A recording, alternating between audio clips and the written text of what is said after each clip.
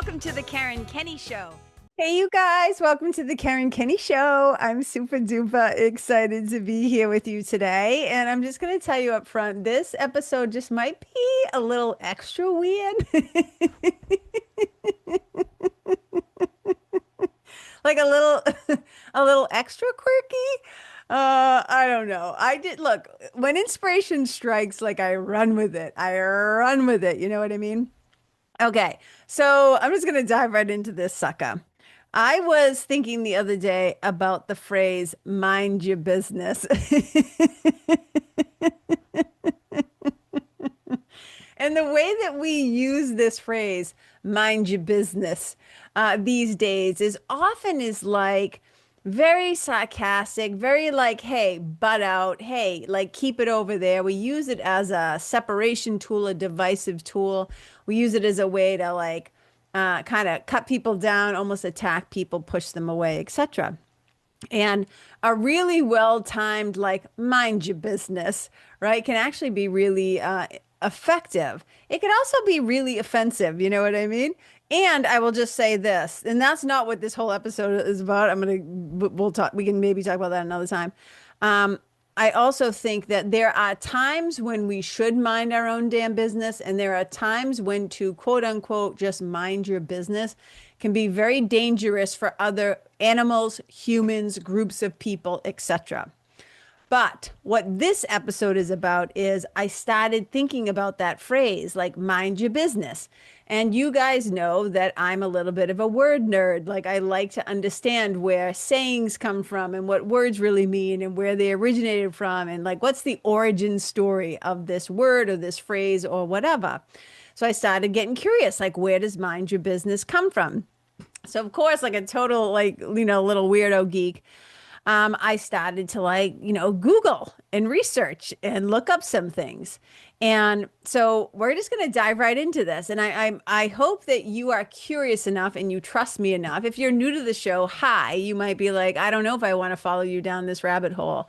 But if you've been around the block, right, I hope that you feel like or know that there's going to be some value in this for you or something helpful or something you can take away from this conversation. But it all starts with good old Benjamin Franklin. You know, Benjamin Franklin, the inventor, the author, he was like a big deal in our country's history. So Benjamin Franklin he designed the first ever kind of like minted coin. So think of it like we'll call it the first penny, right? The first penny that was ever created for the United States. And he created this sucker in 1787. Now, the first official coin of the United States, it was called the 1787 Fugio. It's spelled Fugio, the Fugio cent.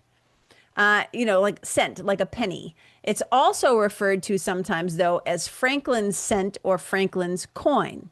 Now, on one side of this little copper penny, and I've seen a picture of one, I should have printed it out, but if you just Google it, you'll get to see it for yourself. On one side of it, and we're going to break down both these sides and how it applies to this and how it's applicable, what comes from some of this Benjamin Franklin coin wisdom that I'm sharing with you. But on one side of it, it had 13 rings, right? 13 rings like a chain almost that were entwined in a circle. And with the words, "We are one," inscripted also on it. Okay. And on the other side, there was a sundial with the Latin word Fugio, which means I fly or I flee, right, in Latin. And it also featured the unusual motto that said underneath it, mind your business. And I just found this absolutely fascinating. So I kind of looked up a bunch of different places, Googled, found different sources and stuff like that. Everything from Wikipedia to the economic whatever trust whatever.com. Okay, so let's kind of get into this.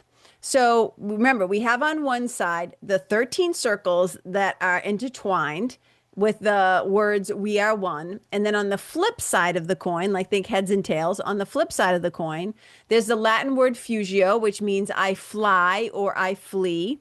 And it's featured the words "mind your business." Okay, So the picture of the sun, see if you can imagine this in your mind. The picture of the sun has like sun rays beating down on the sundial. And next to that, the word Fugio. So this symbolizes the passing of time and that time flies, right? It's implying that Fugio, I flee, and the sun is on the sundial, which marks time. And so it's kind of symbolizing this idea that time flies, which to me is kind of like the concept of, well, time flies, time passes so fast. So it's a reminder to use it wisely. And I think even just this, how important is it for us to remember this as we're going about our mortal business? That yes, even though we are spiritual beings, even though we are quote unquote eternal, while we're here in this experience embodied in a physical, I'm tapping my chest, right, in our physical bodies, it is important to remember that time goes by so fast. And I know that parents experience this so much watching their children grow that they lament, oh my God, he's getting so big, she's getting so big, they're getting so big, right? They just see time so quickly passing in the growth of their children. And as we age, right? I just texted my friend KT, right? I was like, how is it almost like Halloween of 2025? How is like 2026 only like 2 months away? It's just absolutely crazy. And it seems as if the older that we get, the faster that time goes by. And so I often say to myself, no amount of time is guaranteed. No amount of time is given, not the same amount of time is given to everybody. And what I always say, what do I have? Like maybe 30 summers left. And when you think about that, it's like, oh my God, like I want to make the most of my time. So I thought this was really fascinating. Okay. But beneath the sundial, and this idea of, Fugio, meaning I flee or I fly this time, is the phrase, mind your business. And again, this wasn't meant as like the rude way we use it against each other, like when we make a snarky comment or a unkind remark. It wasn't used that way back then. It wasn't used to dismiss each other, right? Like get out of my business. It also wasn't just because some people have said that they thought it was just simply strict, like financial advice, right? Like just mind your actual business, like literally meaning just focus on your commercial activities. Now, some people say that that's what they think.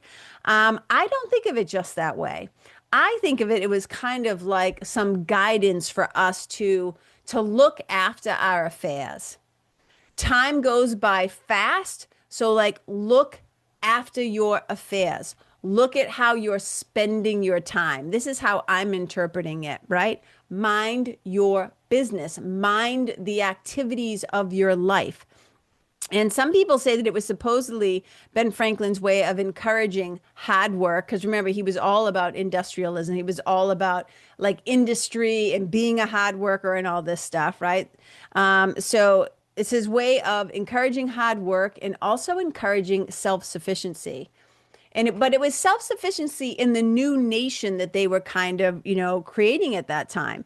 So also right here, it says, somebody said it like this, it's a reminder to stay industrious and focus on one's own work. To focus on your own work, to mind your business. So I think of this like, okay, I have this many hours in the day. We know what that sundial is telling us, that time flees, it goes by fast. Like, okay, so like, what are you going to focus on? Where are you going to put your attention? And I also like to think of it like in this particular way. So this is the note I wrote to myself. Because as I was contemplating all of this, it's almost like Ben Franklin from the grave from way back then. Now, keep in mind, this coin, I think, only lasted for like a year because people couldn't afford to keep minting it. And some of these are still exist today, like not replicas or whatever, but those actual coins. Some people actually have them.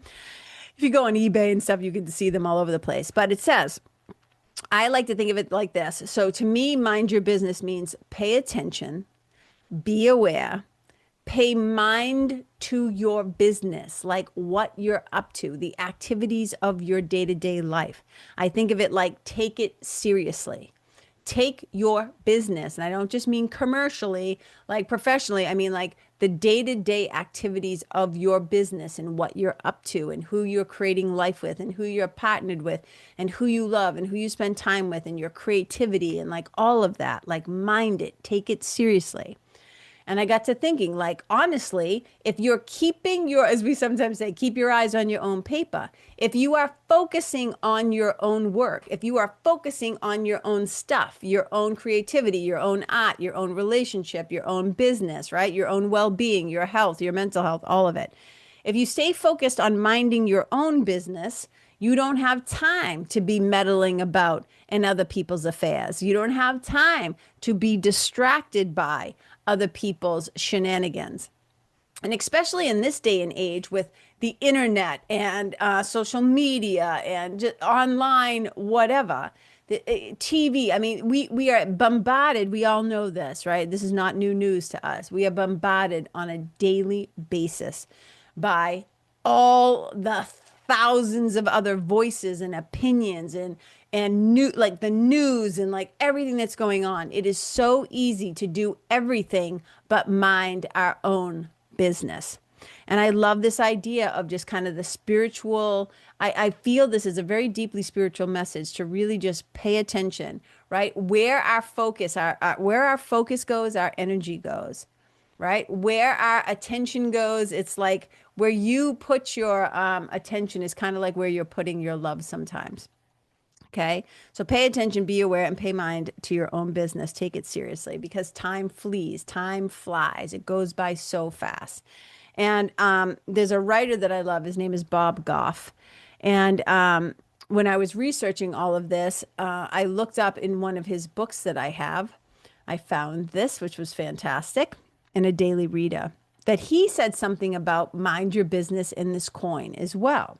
And I want to share it with you because I think it's really fantastic. He says he's talking about when Franklin wrote "Mind Your," like what the coin says, what's inscribed on the coin, the "Mind Your Business" part, and he says this quote: "It was referring to the small businesses people had in the colonies. The coin wasn't reminding people not to butt in or be nosy, but to work hard. When we have our heads down working hard on something big and meaningful and laden with purpose, we will be so busy doing the important things, we won't waste our time being distracted by what others are doing." And I just thought this was so fantastic because it's so easy. Because when you start to get distracted by what other people are doing, I can't tell you how many times I've been a guest teacher in like a program or a coaching thing or whatever. And one of the questions that inevitably comes up is about comparison and how when people are looking at other, we say keep your eyes on your own paper. When people's eyes tend to drift off to the sides to check out what other people are doing, it almost always creates suffering. It almost always creates suffering. But if you are so deeply invested in your own industriousness to create things that you want to create, that you feel called to create, that the divine assignment's been given to you and only you, to whether it's to write the book or, write a song or, create a screenplay or to play music or to learn a new skill or to offer a service or whatever it is, to really learn a new language or be the best mom you can be or whatever the thing is. When we stay locked down on what we have been called to do, what we feel in our hearts inspired to do, this is when we can like keep our nose out of other people's business and keep it on ourselves. Okay, so the time dial in the mind your business phrase was also said to be a message that captured Ben's, I'm calling him Ben, we're on a name, like not Ben Affleck, Benjamin, his belief in hard work, productivity, and personal responsibility. And he was talking about them on this coin as the foundation for the new nation's values. But I think those are pretty great values to have too. Personal responsibility, productivity, and hard work.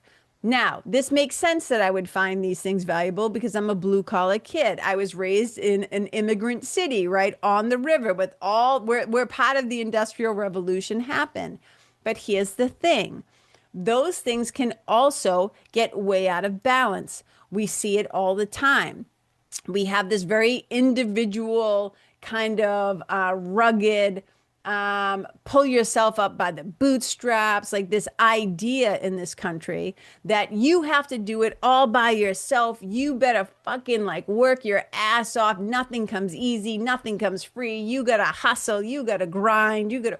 And this is when people start to get sick. This is when people don't learn how to rest, how to do like finding. And I know it's hard to find quote unquote balance. I think it's rare that all things being equal and all things are balanced at all times. I am a huge proponent of being a hard worker. I always say I'm not afraid of a little hard work. You know what I mean? But I also know the consequences when you don't learn to say no or have boundaries or learn how to rest or learn how to find a place where, yeah, work isn't the end all be all. Business isn't the end all be all. Making money and hustling and being competitive and trying to outdo the comp. Oh, like all that stuff. Just like, no, it's just not even that interesting to me anymore. But when you think about this idea of like mind your business and this industriousness in whatever that Benjamin Franklin was like, you know, kind of like setting as the foundation for literally the coin that was going to be in people's pockets as a reminder each day. Kind of like when you look at a copper penny now and the words on it now are quite different, you know. But I'm pretty sure that Benjamin Franklin, I should look this up. I'm pretty sure that he was also the guy, and I don't know how I know this. You know how your brain just knows like random things or thinks it knows? I think I know this. So somebody can Google this and fact check me and I'll do it afterwards. But I think he was also the one that coined the phrase, time is money. Isn't that so interesting? I'm almost positive he was the one who coined that phrase. Okay. So that's the mind your business piece, right? Which we all could do and should do. Maybe, I don't like to use the word should, but maybe we get to do a little bit better. But on the back of the coin, because I was just going to stop there. I was like, okay, I'm just going to stop at the mind your business piece. But I want to just give a little bit more that I discovered because I think this is really interesting and helpful. On the back of the coin, remember those 13 interlocking like rings, or call them like links in a chain? Okay. So those interlocking rings are said to represent the 13, the unity of the 13 original colonies that were formed. And on that side was also the words, we are one. And I love that Ben Franklin, right? I mean, if you look at the spiritual principles of unity, which is, this is what yoga is telling us. And in the Course in Miracles, it's that there is no separation. And in Christianity, it's like you and the Father are one, right? It's just like there's so much around this idea of unity. So I kind of love that it's also this reminder that we need each other, that together the 13 colonies would be stronger than they were apart. And I think it's the same thing for us today. It is really easy, right? When we get into that word your, like mind your business, to start doing separation stuff and forgetting that we're all interconnected, that all of nature is interconnected. We all need each other. This is how we not only survive, but this is how we thrive. And I think one of the things that I've seen repeatedly about Ben Franklin is that he was really aware of the interdependence of life, and that he would often say things like he didn't want to just, like, how do I say this? I'm not saying it in a very good way, but he would often say that you wanted to do things that benefited both you and the community, you and society. And, you know, clearly he was not without his horrors and his past mistakes. He was in a younger point of his life, he owned enslaved people, and but later on in his life, you know, he got it together. He got his act together, and he became like the president of the chapter, I think it was in Pennsylvania, of the abolitionists. And he absolutely started to write and speak out against. He freed all of his enslaved, all the people that he had enslaved, and the people who he, you know, had under his charge. And he started to get very serious about abolitionists and speaking out against, like actively speaking out against slavery, but it wasn't until much later in his life. So look, I'm not a historian. I don't know the whole story of Ben Franklin, but I thought that was, I appreciated the fact that he came to his, he not only came to his senses, but it's like, as the country was being founded and as these colonies were coming together, it was very complicated when you understand the founding fathers. On one hand, they said all men are created equal, while many of them own slaves. So, we've been a really contradictory and complicated and country, like since our inception. You know what I mean? Okay. Now, while some people say that those 13 rings on the back of that chain link only represent or mostly represent the 13 linked like colonies, those chains. Some people also think that it's kind of a wink or a nod to Ben Franklin's like 13 virtues. So in his autobiography, Benny Boy wrote down these 13 virtues, which he thought were really, really important. And he basically created this system of these 13 virtues to develop his character. And the list, he thought that these things were necessary. Maybe they're not necessary for you. I'm going to share them with you. But he thought that they were desirable and even necessary. He also considered like virtues are what we consider like what is morally good, or they're valued for their ability to promote. And this is one of the things I was getting to a moment ago. These virtues are character traits that promote both individual and societal well-being. So I'm going to share with you now these 13 virtues of Ben Franklin's and their precepts. So think of precepts as like the rules or the guide for how we conduct ourselves or the actions we're going to take. I just kind of think of it as instructions. So it's going to be the list of the virtues and then like the instructions. So number one is temperance. Right. And he says this, or it says this, and he wrote these in his, it was written in his autobiography. These were his list of virtues. Number one, temperance, eat not to dullness, drink not to elevation. Isn't that so fascinating? Eat not to dullness. I think of this as like, after Thanksgiving, hopefully it's vegan Thanksgiving because all those poor murdered animals, innocent little turkeys and birds, just so people can have a meal of thanks. It's so confusing to me. But when people after Thanksgiving dinner, they just are like in a food coma and they just lay around, they like want to unbutton their pants and they like, they just pass out on the couch or have to take a nap. So eat not to dullness. And then also drink not to elevation. And when you think of elevation, this is obviously like when people get drunk or people get high and they start to get sloppy and they start to get like, woo, with the bubbly on the bubbly. You know what I mean? Okay, number two is silence. Speak not but what may benefit others or yourself. Right? A fancy way of saying like, don't talk about stuff that's not going to benefit you or others. I love that. He says, avoid trifling conversation.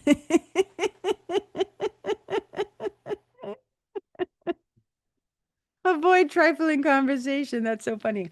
Okay, number three is order. Let all your things have their places. Let each part of your business have its time. I find this fascinating. And interestingly enough, I also read that when it says here, let each part of your business have its time, speaking of having its time, he didn't try to attack each one of these at the same time. His approach, from what I've read and have understood, is that he would do one of these. He would try to create these good new habits, these new ways of being. He would approach them, tackle them, practice them one at a time until he kind of, I'm not going to use the word like mastered, but until he got a good grip on these things. So he practiced temperance, and then he went on and he practiced silence, and then he started to practice order. Okay, number four, resolution. Resolve to perform what you ought.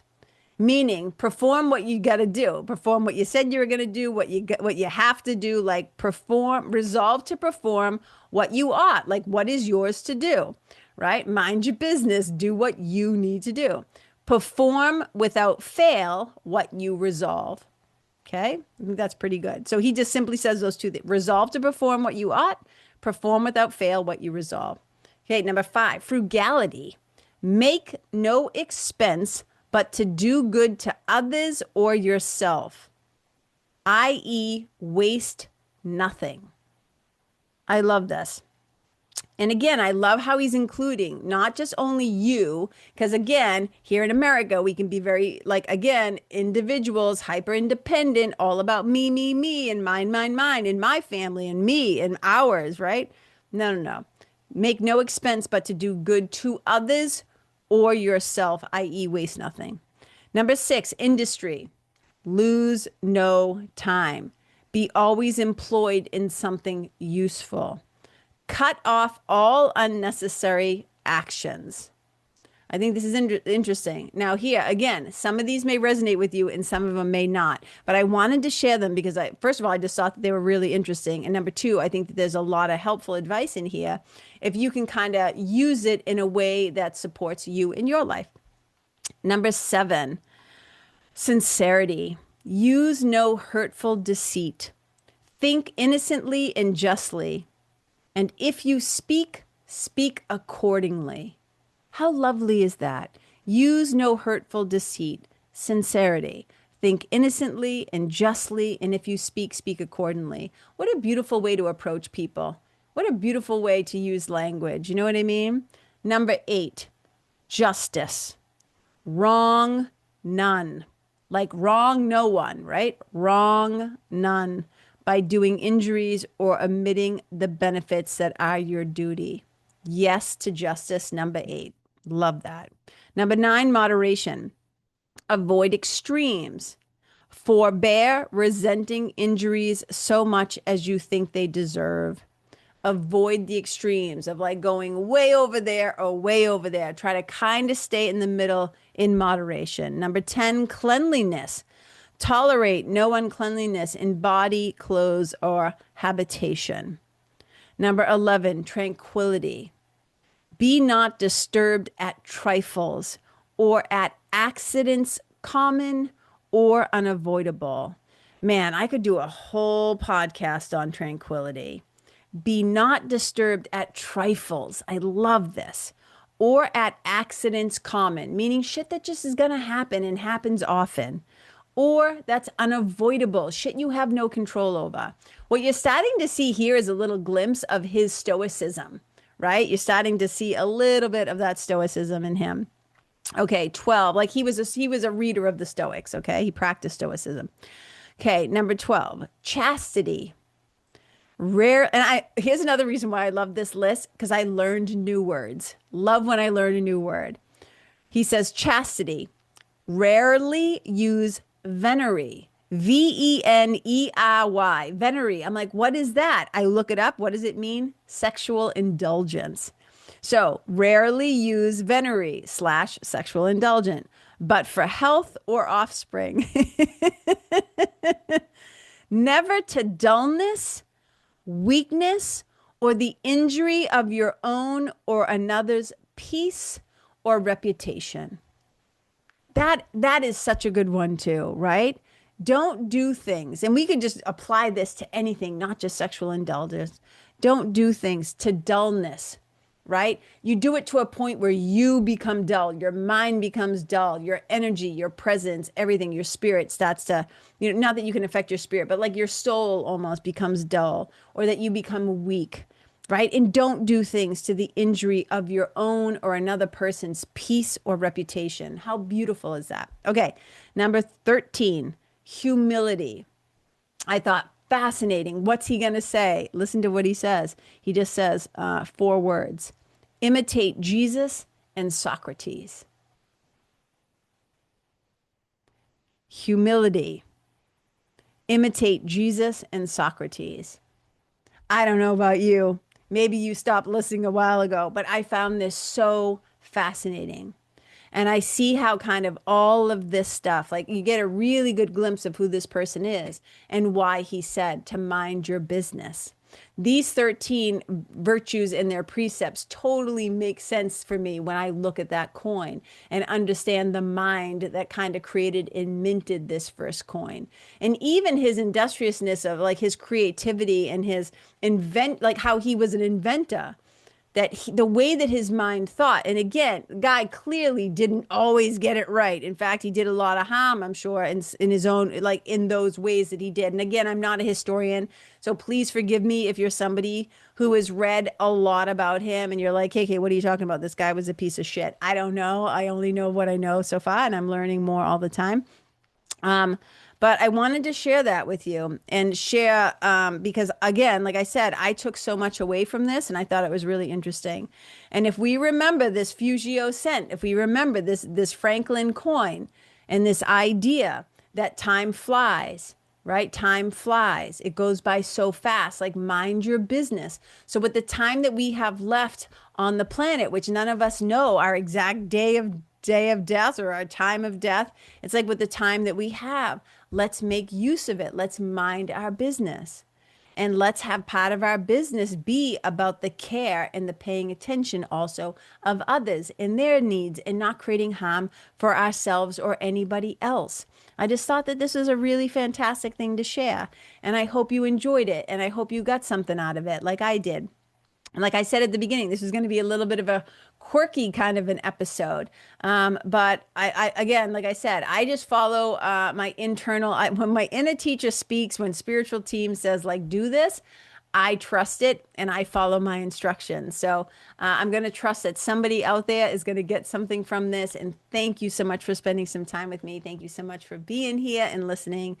And like I said, as I always say, if you want to find out how to like join my newsletter or come into my world in a different way or work together or join the nest or whatever, you can find it all on my website, Karen Kenney, KENNEY.com. Thank you so much. Now, wherever you go, may you leave yourself and the animals and the planet and the environment better than how you first found it. Wherever you go, may you be a blessing. Bye.